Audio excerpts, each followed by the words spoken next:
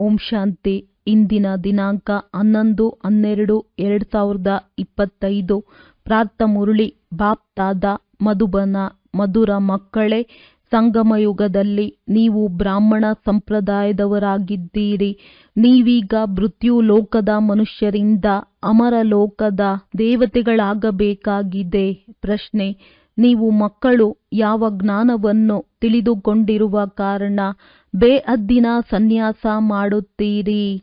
ಉತ್ತರ: ನಿಮಗೆ ಡ್ರಾಮಾದ ಯಥಾರ್ಥ ಜ್ಞಾನವಿದೆ.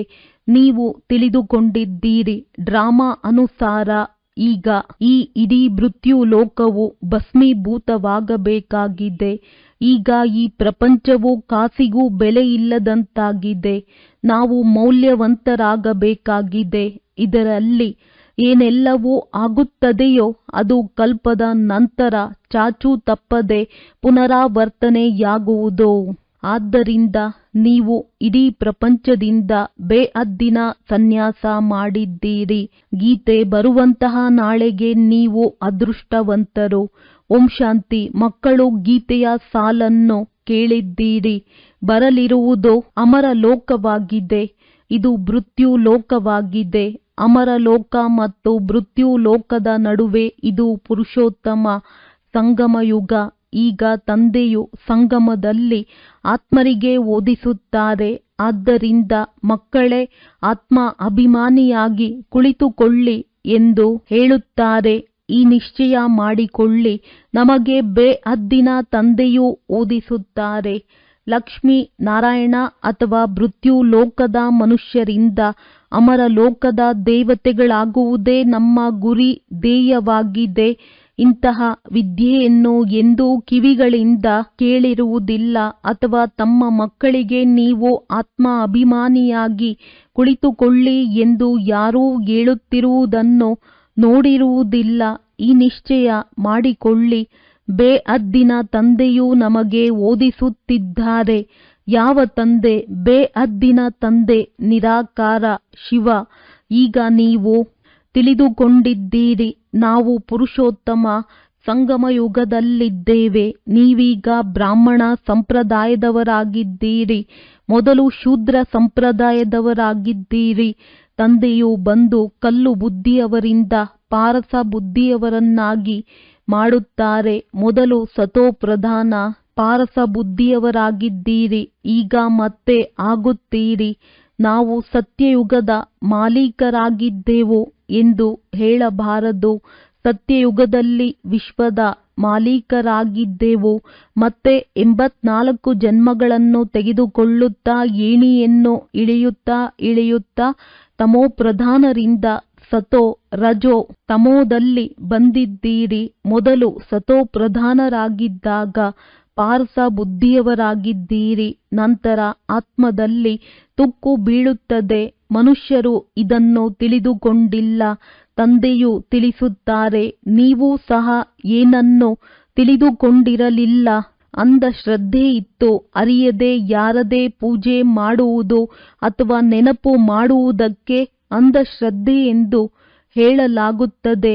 ಮತ್ತು ತಮ್ಮ ಶ್ರೇಷ್ಠ ಧರ್ಮ ಮತ್ತು ಶ್ರೇಷ್ಠ ಕರ್ಮವನ್ನೂ ಸಹ ಮರೆಯುವುದರಿಂದ ಅವರು ಧರ್ಮಭ್ರಷ್ಟರು, ಕರ್ಮಭ್ರಷ್ಟರಾಗಿ ಬಿಡುತ್ತಾರೆ. ಭಾರತವಾಸಿಗಳು ಈ ಸಮಯದಲ್ಲಿ ದೈವಿ ಧರ್ಮಕ್ಕಿಂತಲೂ ಭ್ರಷ್ಟರಾಗಿದ್ದಾರೆ. ತಂದೆಯು ತಿಳಿಸುತ್ತಾರೆ, ವಾಸ್ತವದಲ್ಲಿ ನೀವು ಪ್ರವೃತ್ತಿ ಮಾರ್ಗದವರಾಗಿದ್ದೀರಿ. ಅದೇ ದೇವತೆಗಳು ಯಾವಾಗ ಅಪವಿತ್ರರಾಗುವರೋ ಆಗ ದೇವಿ ದೇವತೆಗಳೆಂದು ಹೇಳಲು ಸಾಧ್ಯವಿಲ್ಲ. ಆದ್ದರಿಂದ ಹೆಸರನ್ನು ಬದಲಾಯಿಸಿ ಹಿಂದೂ ಎಂದು ಇಟ್ಟುಬಿಟ್ಟಿದ್ದಾರೆ. ಇದು ಸಹ ಡ್ರಾಮಾ ಪ್ಲಾನ್ ಅನುಸಾರ ಆಗುತ್ತದೆ. ಏ ಪತಿತ ಪಾವನ, ಬನ್ನಿ ಎಂದು ಎಲ್ಲರೂ ಒಬ್ಬ ತಂದೆಯನ್ನೇ ಕರೆಯುತ್ತಾರೆ. ಅವರೊಬ್ಬರೇ ಪರಮಪಿತ ಪರಮಾತ್ಮನಾಗಿದ್ದಾರೆ. ಜನನ ಮರಣ ರಹಿತನಾಗಿದ್ದಾರೆ. ನಾಮರೂಪದಿಂದ ಭಿನ್ನವಾದ ಯಾವುದೇ ವಸ್ತುವೆಂದಲ್ಲ. ಆತ್ಮ ಹಾಗೂ ಪರಮಾತ್ಮನ ರೂಪವು ಬಹಳ ಸೂಕ್ಷ್ಮವಾಗಿದೆ. ಅದಕ್ಕೆ ನಕ್ಷತ್ರ ಅಥವಾ ಬಿಂದುವೆಂದು ಹೇಳುತ್ತಾರೆ. ಶಿವನ ಪೂಜೆಯನ್ನು ಮಾಡುತ್ತಾರೆ. ಶರೀರವಂತೂ ಇಲ್ಲ. ಈಗ ಆತ್ಮಬಿಂದುವಿನ ಪೂಜೆ ಮಾಡುವುದಕ್ಕೆ ಸಾಧ್ಯವಿಲ್ಲ. ಆದ್ದರಿಂದ ಪೂಜೆಗಾಗಿ ಅದನ್ನು ದೊಡ್ಡ ಗಾತ್ರದಲ್ಲಿ ಮಾಡುತ್ತಾರೆ. ನಾವು ಶಿವನ ಪೂಜೆ ಮಾಡುತ್ತೇವೆಂದು ಹೇಳುತ್ತಾರೆ, ಆದರೆ ಅವರ ರೂಪವೇನು ಎಂಬುದನ್ನು ತಿಳಿದುಕೊಂಡಿಲ್ಲ. ಇವೆಲ್ಲ ಮಾತುಗಳನ್ನು ತಂದೆಯು ಈ ಸಮಯದಲ್ಲಿಯೇ ಬಂದು ತಿಳಿಸುತ್ತಾರೆ. ತಂದೆಯು ಹೇಳುತ್ತಾರೆ, ನೀವು ತಮ್ಮ ಜನ್ಮಗಳನ್ನು ಅರಿತಿಲ್ಲ. 84 ಲಕ್ಷ ಯೋನಿಗಳೆಂದು ಸುಳ್ಳು ಹೇಳಿಬಿಟ್ಟಿದ್ದಾರೆ. ಈಗ ತಂದೆಯು ನೀವು ಮಕ್ಕಳಿಗೆ ಯಥಾರ್ಥವಾಗಿ ತಿಳಿಸಿಕೊಡುತ್ತಾರೆ. ನೀವೀಗ ಬ್ರಾಹ್ಮಣರಾಗಿದ್ದೀರಿ ಮತ್ತು ದೇವತೆಗಳಾಗಬೇಕಾಗಿದೆ. ಕಲಿಯುಗಿ ಮನುಷ್ಯರು ಶೂದ್ರರಾಗಿದ್ದಾರೆ. ನೀವು ಬ್ರಾಹ್ಮಣರ ಗುರಿ ಧ್ಯೇಯವು ಮನುಷ್ಯರಿಂದ ದೇವತೆಗಳಾಗುವುದಾಗಿದೆ. ಇದು ಮೃತ್ಯುಲೋಕ, ಪತಿತ ಪ್ರಪಂಚವಾಗಿದೆ. ಹೊಸ ಪ್ರಪಂಚವಿತ್ತು, ಎಲ್ಲಿ ಈ ದೇವಿ ದೇವತೆಗಳು ರಾಜ್ಯಭಾರ ಮಾಡುತ್ತಿದ್ದರು. ಇವರು ಇಡೀ ವಿಶ್ವದ ಮಾಲೀಕರಾಗಿದ್ದರು. ಈಗಂತೂ ತಮೋ ಪ್ರಧಾನ ಪ್ರಪಂಚವಾಗಿದೆ. ಅನೇಕ ಧರ್ಮಗಳು ಇವೆ. ಈ ದೇವಿ ದೇವತಾ ಧರ್ಮವು ಪ್ರಾಯಲೋಪವಾಗಿ ಬಿಟ್ಟಿದೆ. ದೇವಿ ದೇವತೆಗಳ ರಾಜ್ಯವು ಯಾವಾಗ ಇತ್ತೋ, ಎಷ್ಟು ಸಮಯ ನಡೆಯಿತೆಂದು ಈ ವಿಶ್ವದ ಚರಿತ್ರೆ ಭೂಗೋಳವನ್ನು ಯಾರೂ ತಿಳಿದುಕೊಂಡಿಲ್ಲ. ತಂದೆಯೇ ಬಂದು ತಿಳಿಸಿಕೊಡುತ್ತಾರೆ. ಇದು ಈಶ್ವರೀಯ ವಿಶ್ವವಿದ್ಯಾಲಯವಾಗಿದೆ. ಇದರ ಗುರಿ ಧ್ಯೇಯವೇ ಅಮರ ಲೋಕದ ದೇವತೆಗಳನ್ನಾಗಿ ಮಾಡುವುದು. ಇದಕ್ಕೆ ಅಮರ ಕಥೆಯೆಂದು ಹೇಳಲಾಗುತ್ತದೆ. ನೀವು ಈ ಜ್ಞಾನದಿಂದ ದೇವತೆಗಳಾಗಿ ಕಾಲದ ಮೇಲೆ ಜಯ ಗಳಿಸುತ್ತೀರಿ. ಅಲ್ಲಿ ಕಾಲವೆಂದು ಕಬ್ಬಳಿಸುವುದಿಲ್ಲ, ಸಾಯುವ ಹೆಸರೇ ಇರುವುದಿಲ್ಲ. ನೀವೀಗ ಡ್ರಾಮಾ ಪ್ಲಾನ್ ಅನುಸಾರ ಕಾಲದ ಮೇಲೆ ಜಯ ಗಳಿಸುತ್ತೀರಿ. ಭಾರತವಾಸಿಗಳೇ 5 ವರ್ಷ ಅಥವಾ 10 ವರ್ಷದ ಯೋಜನೆ ಮಾಡುತ್ತಾರಲ್ಲವೇ? ನಾವು ರಾಮರಾಜ್ಯವನ್ನು ಸ್ಥಾಪನೆ ಮಾಡುತ್ತಿದ್ದೇವೆಂದು ತಿಳಿದುಕೊಳ್ಳುತ್ತಾರೆ. ಬೇಅದ್ದಿನ ತಂದೆಯದ್ದೂ ಸಹ ರಾಮರಾಜ್ಯವನ್ನು ಮಾಡುವ ಯೋಜನೆ ಇದೆ. ಅವರೆಲ್ಲರೂ ಮನುಷ್ಯರಾಗಿದ್ದಾರೆ. ಮನುಷ್ಯರಂತೂ ರಾಮರಾಜ್ಯವನ್ನು ಸ್ಥಾಪನೆ ಮಾಡಲು ಸಾಧ್ಯವಿಲ್ಲ. ಸತ್ಯಯುಗಕ್ಕೆ ರಾಮರಾಜ್ಯವೆಂದು ಹೇಳಲಾಗುತ್ತದೆ. ಮನುಷ್ಯರು ಎಷ್ಟೊಂದು ಭಕ್ತಿ ಮಾಡುತ್ತಾರೆ, ತೀರ್ಥಯಾತ್ರೆಗಳನ್ನು ಮಾಡುತ್ತಾರೆ. ದಿನ ಅರ್ಥಾತ್ ಸತ್ಯ ತ್ರೇತಾಯುಗದಲ್ಲಿ ಈ ದೇವತೆಗಳ ರಾಜ್ಯವಿತ್ತು. ಮತ್ತೆ ರಾತ್ರಿಯಲ್ಲಿ ಅಂದರೆ ದ್ವಾಪರ ಕಲಿಯುಗದಲ್ಲಿ ಭಕ್ತಿಯು ಪ್ರಾರಂಭವಾಗುತ್ತದೆ. ಸತ್ಯಯುಗದಲ್ಲಿ ಭಕ್ತಿ ಇರುವುದಿಲ್ಲ. ಜ್ಞಾನ, ಭಕ್ತಿ, ವೈರಾಗ್ಯ ಇದನ್ನು ತಂದೆಯೇ ತಿಳಿಸುತ್ತಾರೆ. ವೈರಾಗ್ಯವು 2 ಪ್ರಕಾರದ್ದಾಗಿದೆ. ಒಂದು ಹಠಯೋಗಿ ನಿವೃತ್ತಿ ಮಾರ್ಗದವರ ವೈರಾಗ್ಯವಾಗಿದೆ. ಅವರು ಮನೆ ಮಠವನ್ನು ಬಿಟ್ಟು ಕಾಡಿಗೆ ಹೋಗುತ್ತಾರೆ. ನೀವಂತೂ ಈಗ ಇಡೀ ಮೃತ್ಯುಲೋಕದ ಬೇಅದ್ದಿನ ಸನ್ಯಾಸ ಮಾಡಬೇಕಾಗಿದೆ. ತಂದೆಯು ತಿಳಿಸುತ್ತಾರೆ, ಈ ಇಡೀ ಪ್ರಪಂಚವೇ ಭಸ್ಮೀಭೂತವಾಗುವುದಿದೆ. ನಾಟಕವನ್ನು ಬಹಳ ಚೆನ್ನಾಗಿ ತಿಳಿದುಕೊಳ್ಳಬೇಕಾಗಿದೆ. ಇದು ಏನಿನ ತರಹ ಟಿಕ್ ಟಿಕ್ ಎಂದು ನಡೆಯುತ್ತಿರುತ್ತದೆ. ಏನೆಲ್ಲವೂ ಆಗುತ್ತದೆಯೋ ಅದು ಮತ್ತೆ 5000 ವರ್ಷಗಳ ನಂತರ ಚಾಚೂ ತಪ್ಪದೆ ಪುನರಾವರ್ತನೆಯಾಗುವುದು. ಇದನ್ನು ಬಹಳ ಚೆನ್ನಾಗಿ ತಿಳಿದುಕೊಂಡು ಬೇಅದ್ದಿನ ಸನ್ಯಾಸ ಮಾಡಬೇಕಾಗಿದೆ. ಯಾರಾದರೂ ವಿದೇಶಕ್ಕೆ ಹೋಗುತ್ತಾರೆ. ಅಲ್ಲಿ ನಾವು ಈ ಜ್ಞಾನವನ್ನು ಓದಲು ಸಾಧ್ಯವೇ ಎಂದು ಕೇಳಿದಾಗ ತಂದೆಯು ಹೇಳುತ್ತಾರೆ, ಹೌದು, ನೀವು ಎಲ್ಲಿ ಬೇಕಾದರೂ ಕುಳಿತು ಓದಬಲ್ಲಿರಿ. ಇಲ್ಲಿ ಮೊದಲು 7 ದಿನಗಳ ಕೋರ್ಸ್ ಅನ್ನು ತೆಗೆದುಕೊಳ್ಳಬೇಕಾಗುತ್ತದೆ. ಬಹಳ ಸಹಜವೂ ಆಗಿದೆ. ಆತ್ಮವು ಕೇವಲ ಇದನ್ನು ತಿಳಿದುಕೊಳ್ಳಬೇಕಾಗಿದೆ. ನಾವು ಸತೋಪ್ರಧಾನ ವಿಶ್ವದ ಮಾಲೀಕರಾಗಿದ್ದೆವು. ಆಗ ಸತೋಪ್ರಧಾನರಾಗಿದ್ದೆವು. ಈಗ ತಮೋಪ್ರಧಾನರಾಗಿ ಬಿಟ್ಟಿದ್ದೇವೆ. 84 ಜನ್ಮಗಳಲ್ಲಿ ಇನ್ನೂ ಕನಿಷ್ಠರಾಗಿ ಬಿಟ್ಟಿದ್ದೇವೆ. ಈಗ ನಾವು ಶ್ರೇಷ್ಠರಾಗುವುದು ಹೇಗೆ? ಈಗ ಕಲಿಯುಗವಾಗಿದೆ. ಮತ್ತೆ ಅವಶ್ಯವಾಗಿ ಸತ್ಯಯುಗ ಬರುವುದು ತಂದೆಯು ಎಷ್ಟು ಸಹಜವಾಗಿ ತಿಳಿಸಿಕೊಡುತ್ತಾರೆ. 7 ದಿನಗಳ ಕೋರ್ಸನ್ನು ತಿಳಿದುಕೊಳ್ಳಬೇಕಾಗಿದೆ. ಹೇಗೆ ನಾವು ಸತೋಪ್ರಧಾನರಿಂದ ತಮೋಪ್ರಧಾನರಾಗಿದ್ದೇವೆ, ಕಾಮಚಿತೆಯನ್ನೇರಿ ತಮೋಪ್ರಧಾನರಾಗಿದ್ದೇವೆ. ಈಗ ಜ್ಞಾನಚಿತೆಯ ಮೇಲೆ ಕುಳಿತು ಸತೋಪ್ರಧಾನರಾಗಬೇಕಾಗಿದೆ. ವಿಶ್ವದ ಚರಿತ್ರೆ ಭೂಗೋಳವು ಪುನರಾವರ್ತನೆಯಾಗುತ್ತದೆ, ಚಕ್ರವು ಸುತ್ತುತ್ತದೆಯಲ್ಲವೇ. ಈಗ ಸಂಗಮ ಯುಗವಾಗಿದೆ, ಇದರ ನಂತರ ಸತ್ಯಯುಗವಾಗುವುದು. ನಾವೀಗ ಕಲಿಯುಗಿ ವಿಕಾರಿಗಳಾಗಿದ್ದೇವೆ ಅಂದ ಮೇಲೆ ನಾವೇ ಮತ್ತೆ ಸತ್ಯಯುಗಿ ನಿರ್ವಿಕಾರಿಗಳು ಹೇಗಾಗುವುದು? ಅದಕ್ಕಾಗಿ ತಂದೆಯು ಮಾರ್ಗವನ್ನು ತಿಳಿಸುತ್ತಾರೆ. ನಮ್ಮಲ್ಲಿ ಯಾವುದೇ ಗುಣವಿಲ್ಲ, ನಮ್ಮನ್ನು ಇಂತಹ ಗುಣವಂತರನ್ನಾಗಿ ಮಾಡಿ ಎಂದು ಕೂಗುತ್ತಾರೆ. ಯಾರು ಕಲ್ಪದ ಹಿಂದೆ ಆಗಿದ್ದರೋ ಅವರೇ ಪುನಃ ಆಗಬೇಕಾಗಿದೆ. ತಂದೆಯು ತಿಳಿಸುತ್ತಾರೆ, ಮೊಟ್ಟ ಮೊದಲು ತಮ್ಮನ್ನು ಆತ್ಮನೆಂದು ತಿಳಿಯಿರಿ. ಆತ್ಮವೇ ಒಂದು ಶರೀರವನ್ನು ಬಿಟ್ಟು ಇನ್ನೊಂದನ್ನು ತೆಗೆದುಕೊಳ್ಳುತ್ತದೆ. ನೀವೀಗ ಆತ್ಮ ಅಭಿಮಾನಿಯಾಗಬೇಕಾಗಿದೆ. ಈಗಲೇ ನಿಮಗೆ ಆತ್ಮ ಅಭಿಮಾನಿಗಳಾಗುವ ಶಿಕ್ಷಣ ಸಿಗುತ್ತದೆ. ನೀವು ಸದಾ ಆತ್ಮ ಅಭಿಮಾನಿಯಾಗಿರುತ್ತೀರಿ ಎಂದಲ್ಲ. ಸತ್ಯಯುಗದಲ್ಲಂತೂ ಶರೀರದ ಹೆಸರಿರುತ್ತದೆ. ಲಕ್ಷ್ಮೀನಾರಾಯಣರ ಹೆಸರಿನ ಮೇಲೆ ಎಲ್ಲ ಕಾರೋಬಾರು ನಡೆಯುತ್ತದೆ. ಈಗ ಇದು ಸಂಗಮಯುಗವಾಗಿದೆ. ಈಗಲೇ ತಂದೆಯು ತಿಳಿಸುತ್ತಾರೆ, ನೀವು ಅಶರೀರಿಯಾಗಿ ಬಂದಿದ್ದೀರಿ, ಮತ್ತೆ ಅಶರೀರಿಯಾಗಿ ಹೋಗಬೇಕಾಗಿದೆ. ತಮ್ಮನ್ನು ಆತ್ಮನೆಂದು ತಿಳಿದು ತಂದೆಯನ್ನು ನೆನಪು ಮಾಡಿ. ಇದು ಆತ್ಮಿಕ ಯಾತ್ರೆಯಾಗಿದೆ. ಆತ್ಮವು ತನ್ನ ಆತ್ಮಿಕ ತಂದೆಯನ್ನು ನೆನಪು ಮಾಡುತ್ತದೆ. ತಂದೆಯನ್ನು ನೆನಪು ಮಾಡುವುದರಿಂದಲೇ ಪಾಪಗಳು ಭಸ್ಮವಾಗುತ್ತವೆ. ಇದಕ್ಕೆ ಯೋಗಾಗ್ನಿ ಎಂದು ಹೇಳಲಾಗುತ್ತದೆ. ನೆನಪಂತೂ ನೀವು ಎಲ್ಲಿ ಬೇಕಾದರೂ ಇದ್ದು ಮಾಡಬಲ್ಲಿರಿ. ಆದರೆ ಮೊದಲು 7 ದಿನಗಳಲ್ಲಿ ಈ ಸೃಷ್ಟಿ ಚಕ್ರವು ಹೇಗೆ ಸುತ್ತುತ್ತದೆ, ನಾವು ಹೇಗೆ ಏಣಿಯನ್ನು ಇಳಿಯುತ್ತೇವೆ ಎಂಬುದನ್ನು ತಿಳಿಸಿಕೊಡಲಾಗುತ್ತದೆ. ನಾವೀಗ ಇದೊಂದೇ ಜನ್ಮದಲ್ಲಿ ಮೇಲೇರುತ್ತೇವೆ. ಮಕ್ಕಳು ವಿದೇಶದಲ್ಲಿದ್ದರೆ ಅಲ್ಲಿಗೂ ಮುರುಳಿ ತಲುಪುತ್ತದೆ. ಇದು ಶಾಲೆಯಲ್ಲವೇ? ವಾಸ್ತವದಲ್ಲಿ ಇದು ಈಶ್ವರೀಯ ವಿಶ್ವವಿದ್ಯಾಲಯವಾಗಿದೆ. ಗೀತೆಯದ್ದೇ ರಾಜಯೋಗವಾಗಿದೆ. ಆದರೆ ಶ್ರೀಕೃಷ್ಣನಿಗೆ ಭಗವಂತನೆಂದು ಹೇಳಲಾಗುವುದಿಲ್ಲ.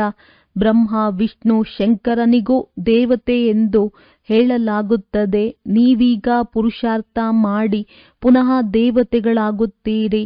ಪ್ರಜಾಪಿತ ಬ್ರಹ್ಮನೂ ಸಹ ಅವಶ್ಯವಾಗಿ ಇಲ್ಲಿಯೇ ಇರಬೇಕಲ್ಲವೇ? ಪ್ರಜಾಪಿತನು ಮನುಷ್ಯನಾಗಿದ್ದಾರೆ ಅಂದ ಮೇಲೆ ರಚನೆಯನ್ನು ಇಲ್ಲಿಯೇ ರಚಿಸಲಾಗುತ್ತದೆ.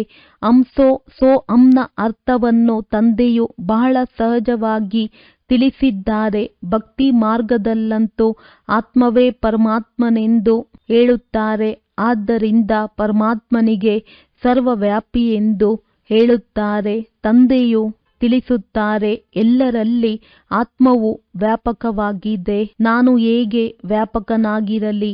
ನೀವು ನನ್ನನ್ನು ಏ ಪತಿತ ಪಾವನ, ಬನ್ನಿ ನಮ್ಮನ್ನು ಪಾವನ ಮಾಡಿ ಎಂದು ಕರೆಯುತ್ತೀರಿ. ನಿರಾಕಾರ ಆತ್ಮರೆಲ್ಲರೂ ಬಂದು ತಮ್ಮ ತಮ್ಮ ರಥವನ್ನು ತೆಗೆದುಕೊಳ್ಳುತ್ತೀರಿ. ಪ್ರತಿಯೊಬ್ಬ ಅಕಾಲ ಮೂರ್ತಿ ಆತ್ಮನ ಸಿಂಹಾಸನವು ಇದಾಗಿದೆ. ಇದಕ್ಕೆ ಸಿಂಹಾಸನವೆಂದಾದರೂ ಹೇಳಿ ಅಥವಾ ರಥವೆಂದಾದರೂ ಹೇಳಿ. ತಂದೆಗಂತೂ ತನ್ನದೇ ಆದ ರಥವಿಲ್ಲ. ಅವರು ನಿರಾಕಾರನೆಂದೇ ಗಾಯನವಿದೆ. ಸೂಕ್ಷ್ಮ ಶರೀರವಾಗಲಿ ಸ್ಥೂಲ ಶರೀರವಾಗಲಿ ಇಲ್ಲ. ನಿರಾಕಾರನು ಸ್ವಯಂ ರಥದಲ್ಲಿ ಯಾವಾಗ ಕುಳಿತುಕೊಳ್ಳುವರೋ ಆಗ ಮಾತನಾಡುವರು. ರಥವಿಲ್ಲದೆ ಪತಿತರನ್ನು ಪಾವನ ಮಾಡುವುದು ಹೇಗೆ? ನಾನು ನಿರಾಕಾರನು ಬಂದು ಇವರ ಶರೀರವನ್ನು ಲೋನಾಗಿ ಪಡೆಯುತ್ತೇನೆ. ಸ್ವಲ್ಪ ಸಮಯಕ್ಕಾಗಿ ತೆಗೆದುಕೊಂಡಿದ್ದೇನೆ. ಇವರಿಗೆ ಭಾಗ್ಯಶಾಲಿ ರಥವೆಂದು ಹೇಳಲಾಗುತ್ತದೆ. ತಂದೆಯೇ ಸೃಷ್ಟಿಯ ಆದಿ ಮಧ್ಯ ಅಂತ್ಯದ ರಹಸ್ಯವನ್ನು ತಿಳಿಸಿ ನೀವು ಮಕ್ಕಳನ್ನು ತ್ರಿಕಾಲದರ್ಶಿಗಳನ್ನಾಗಿ ಮಾಡುತ್ತಾರೆ. ಮತ್ಯಾವ ಮನುಷ್ಯರು ಈ ಜ್ಞಾನವನ್ನು ಅರಿತುಕೊಳ್ಳಲು ಸಾಧ್ಯವಿಲ್ಲ. ಈ ಸಮಯದಲ್ಲಿ ಎಲ್ಲರೂ ನಾಸ್ತಿಕರಾಗಿದ್ದಾರೆ. ತಂದೆಯು ಬಂದು ಆಸ್ತಿಕರನ್ನಾಗಿ ಮಾಡುತ್ತಾರೆ. ರಚಯಿತ ರಚನೆಯ ರಹಸ್ಯವನ್ನು ತಂದೆಯು ನಿಮಗೆ ತಿಳಿಸುತ್ತಾರೆ. ಈಗ ನಿಮ್ಮ ವಿನಃ ಮತ್ಯಾರೂ ತಿಳಿಸಲು ಸಾಧ್ಯವಿಲ್ಲ.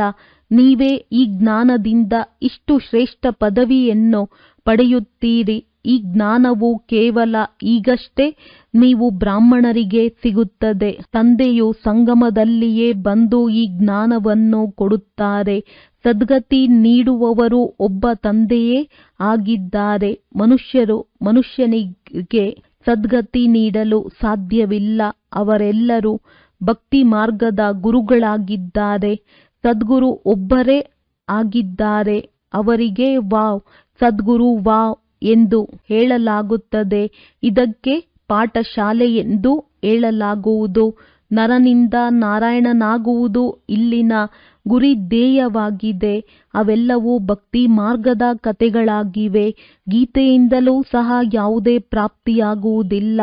ತಂದೆಯು ತಿಳಿಸುತ್ತಾರೆ, ನಾನು ನೀವು ಮಕ್ಕಳಿಗೆ ಸನ್ಮುಖದಲ್ಲಿ ಬಂದು ಓದಿಸುತ್ತೇನೆ. ಇದರಿಂದ ನೀವು ಈ ಪದವಿಯನ್ನು ಪಡೆಯುತ್ತೀರಿ. ಇದರಲ್ಲಿ ಮುಖ್ಯವಾದುದು ಪವಿತ್ರರಾಗುವ ಮಾತಾಗಿದೆ. ತಂದೆಯ ನೆನಪಿನಲ್ಲಿರಬೇಕಾಗಿದೆ.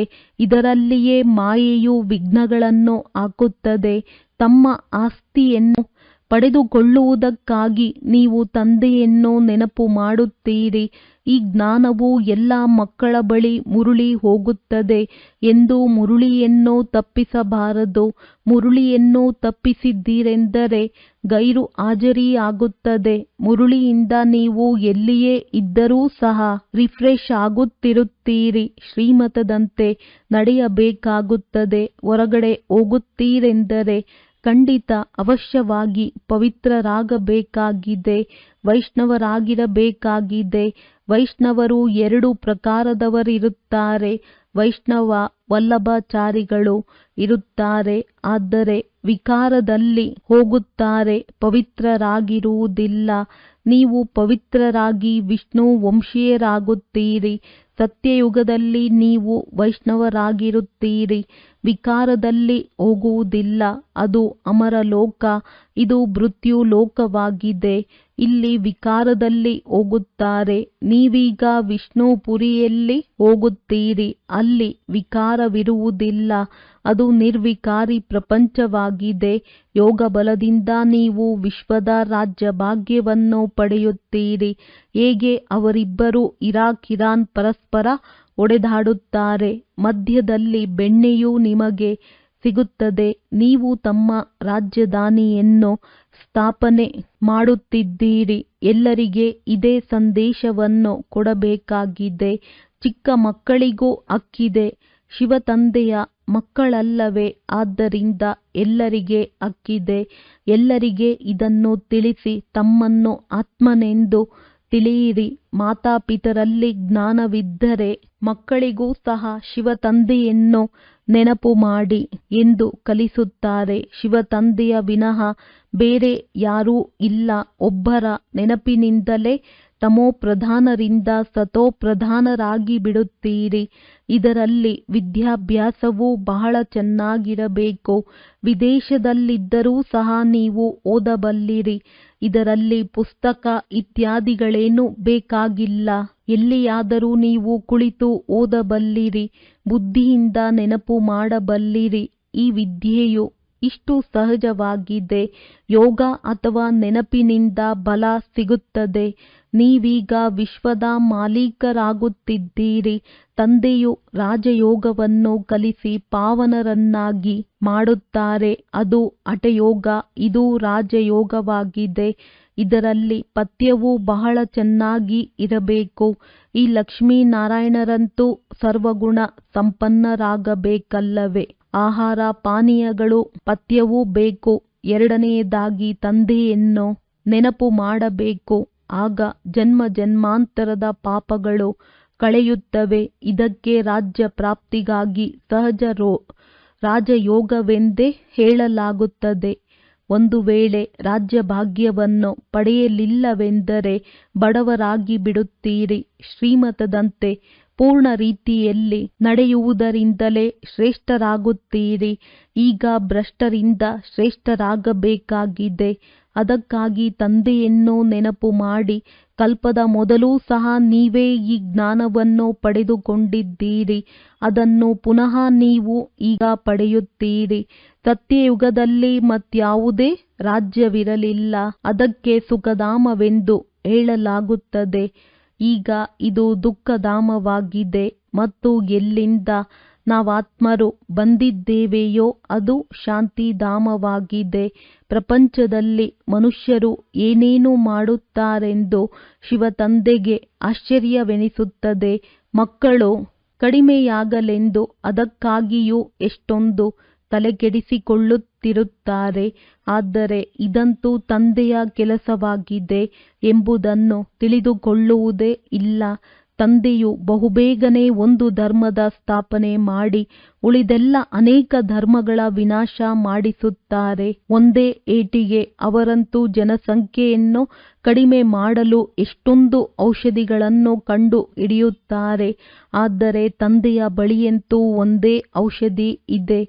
ಒಂದು ಧರ್ಮದ ಸ್ಥಾಪನೆಯಾಗಬೇಕಾಗಿದೆ. ಆ ಸಮಯವು ಬರುವುದು ಯಾವಾಗ ಎಲ್ಲರೂ ಸಹ ಇವರಂತೂ ಪವಿತ್ರರಾಗುತ್ತಿದ್ದಾರೆ ಎಂದು ಹೇಳುತ್ತಾರೆ. ಮತ್ತೆ ಔಷಧಿ ಮೊದಲಾದವುಗಳ ಅವಶ್ಯಕತೆಯಾದರೂ ಏನಿದೆ? ತಂದೆಯು ನಿಮಗೆ ಮನ್ಮನಾಭವದ ಇಂತಹ ಔಷಧಿಯನ್ನು ಕೊಟ್ಟಿದ್ದಾರೆ. ಅದರಿಂದ ನೀವು 21 ಜನ್ಮಗಳಿಗಾಗಿ ಪವಿತ್ರರಾಗಿ ಬಿಡುತ್ತೀರಿ. ಒಳ್ಳೆಯದು. ಧಾರಣೆಗಾಗಿ ಮುಖ್ಯ ಸಾರ. ಪವಿತ್ರರಾಗಿ ಪಕ್ಕಾ ವೈಷ್ಣವರಾಗಬೇಕಾಗಿದೆ. ಆಹಾರ ಪಾನೀಯಗಳ ಪೂರ್ಣ ಪಥ್ಯವನ್ನಿಟ್ಟುಕೊಳ್ಳಬೇಕಾಗಿದೆ. ಶ್ರೇಷ್ಠರಾಗಲು ಶ್ರೀಮತದಂತೆ ಅವಶ್ಯವಾಗಿ ನಡೆಯಬೇಕಾಗಿದೆ. ಮುರುಳಿಯಿಂದ ಸ್ವಯಂವನ್ನು ರಿಫ್ರೆಶ್ ಮಾಡಿಕೊಳ್ಳಬೇಕು. ಎಲ್ಲಿಯೇ ಇದ್ದರೂ ಸತೋಪ್ರಧಾನರಾಗುವ ಪುರುಷಾರ್ಥ ಮಾಡಬೇಕಾಗಿದೆ. ಮುರುಳಿಯನ್ನು ಒಂದು ದಿನವೂ ತಪ್ಪಿಸಬಾರದು. ವರದಾನ: ಸ್ವಕಲ್ಯಾಣದ ಪ್ರತ್ಯಕ್ಷ ಪ್ರಮಾಣದ ಮುಖಾಂತರ ವಿಶ್ವ ಕಲ್ಯಾಣದ ಸೇವೆಯಲ್ಲಿ ಸದಾ ಸಫಲತಾ ಮೂರ್ತಿ ಭವ.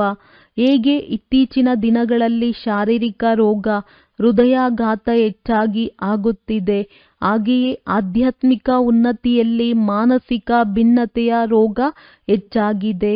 ಈ ರೀತಿ ಮಾನಸಿಕ ಖಿನ್ನತೆಗೊಳಗಾದ ಆತ್ಮಗಳಲ್ಲಿ ಪ್ರಾಕ್ಟಿಕಲ್ ಪರಿವರ್ತನೆಯನ್ನು ನೋಡಿದಾಗ ಮಾತ್ರ ಸಾಹಸ ಅಥವಾ ಶಕ್ತಿ ಬರಲು ಸಾಧ್ಯ. ಬಹಳಷ್ಟು ಕೇಳಿದ್ದಾರೆ, ಆದರೆ ಈಗ ನೋಡಲು ಇಚ್ಛೆ ಪಡುತ್ತಾರೆ. ಪ್ರಮಾಣದ ಮುಖಾಂತರ ಪರಿವರ್ತನೆ ಇಷ್ಟಪಡುತ್ತಾರೆ. ಆದ್ದರಿಂದ ವಿಶ್ವ ಕಲ್ಯಾಣಕ್ಕಾಗಿ ಸ್ವಕಲ್ಯಾಣವನ್ನು ಮೊದಲು ಸ್ಯಾಂಪಲ್ ರೂಪದಲ್ಲಿ ತೋರಿಸಿ. ವಿಶ್ವ ಕಲ್ಯಾಣದ ಸೇವೆಯಲ್ಲಿ ಸಫಲತಾ ಮೂರ್ತಿಗಳಾಗಲು ಪ್ರತ್ಯಕ್ಷ ಪ್ರಮಾಣವೇ ಸಾಧನವಾಗಿದೆ. ಇದರಿಂದಲೇ ತಂದೆಯ ಪ್ರತ್ಯಕ್ಷತೆಯಾಗುವುದು. ಏನು ಹೇಳುವಿರಿ? ಅದನ್ನು ನಿಮ್ಮ ಸ್ವರೂಪದಿಂದ ಕಾರ್ಯರೂಪದಲ್ಲಿ ಕಂಡು ಬಂದಾಗ ಒಪ್ಪುತ್ತಾರೆ. ಸ್ಲೋಗನ್: ಬೇರೆಯವರ ವಿಚಾರವನ್ನು ತಮ್ಮ ವಿಚಾರದೊಂದಿಗೆ ಸೇರಿಸುವುದು ಇದೇ ಅವರಿಗೆ ಗೌರವ ಕೊಡುವುದಾಗಿದೆ. ಅವ್ಯಕ್ತ ಸೂಚನೆ: ಈಗ ಸಂಪನ್ನ ಅಥವಾ ಕರ್ಮಾತೀತರಾಗುವುದರಲ್ಲಿ ತತ್ಪರರಾಗಿರಿ. ಕರ್ಮಾತೀತರಾಗಲು ಚೆಕ್ ಮಾಡಿ ಎಲ್ಲಿಯವರೆಗೆ ಕರ್ಮ ಬಂಧನದಿಂದ ಭಿನ್ನರಾಗಿದ್ದೇವೆ. ಲೌಕಿಕ ಮತ್ತು ಪಾರಲೌಕಿಕ ಕರ್ಮ ಮತ್ತು ಸಂಬಂಧ ಎರಡರಲ್ಲಿ ಸ್ವಾರ್ಥ ಭಾವದಿಂದ ಮುಕ್ತ ಎಲ್ಲಿಯವರೆಗೂ ಆಗಿದ್ದೇನೆ. ಯಾವಾಗ ಕರ್ಮಗಳ ಲೆಕ್ಕಾಚಾರ ಅಥವಾ ಯಾವುದೇ ವ್ಯರ್ಥ ಸ್ವಭಾವ ಸಂಸ್ಕಾರಕ್ಕೆ ವಶರಾಗುವುದರಿಂದ ಮುಕ್ತರಾಗುತ್ತೀರಿ, ಆಗ ಕರ್ಮಾತೀತ ಸ್ಥಿತಿಯನ್ನು ಪ್ರಾಪ್ತಿ ಮಾಡಿಕೊಳ್ಳಬಹುದು. ಯಾವುದೇ ಸೇವೆ, ಸಂಘಟನೆ, ಪ್ರಕೃತಿಯ ಪರಿಸ್ಥಿತಿ, ಸ್ವಸ್ಥಿತಿ ಅಥವಾ ಶ್ರೇಷ್ಠ ಸ್ಥಿತಿಯನ್ನು ಅಲುಗಾಡಿಸಬಾರದು. ಈ ಬಂಧನದಿಂದಲೂ ಮುಕ್ತರಾಗಿರುವುದೇ ಕರ್ಮಾತೀತ ಸ್ಥಿತಿಯ ಸಮೀಪತೆಯಾಗಿದೆ. ಒಳ್ಳೆಯದು. ಓಂ ಶಾಂತಿ. ಓಂ ಶಾಂತಿ.